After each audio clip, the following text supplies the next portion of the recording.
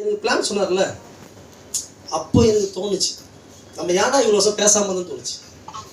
அந்த பிளான் சொன்ன உள்ளுக்குள்ள அசிசமாக இருந்தேன். அது எப்போ அது 2 பேர் ஜாயின் பண்ணுவாங்களா, அது எப்போ 60,000 வரும். என்னடா என்னதான் நினச்சிக்கிறாங்க. ஆனால் அவர் ஆக்சுவலி எனக்கு அண்ணன்.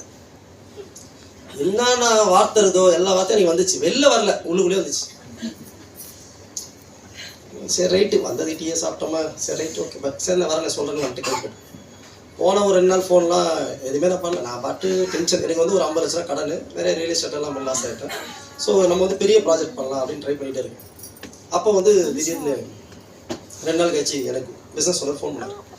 ஃபோன் பண்ணி என்ன சொன்னார்னா, எனக்கு ஃபோன் பண்ணி பயமாயிடுச்சு. ஐயோ ஃபோன் பண்ணிட்டாரு, ஐடி காசு கேட்பாரு, என்ன பண்ணுறது தெரியல. ஃபோன் எடுத்து அப்படியே சொல்லுங்கண்ணே அப்படின்னு. அப்புறம்ப்பா எப்படிப்பா இருக்காங்க, இது வரைக்கும் நல்லா இருக்கேன் சொல்லுங்க அப்படின்னு. என்ன முடிவு பண்ணியிருக்கேன் பாஸ்கர்.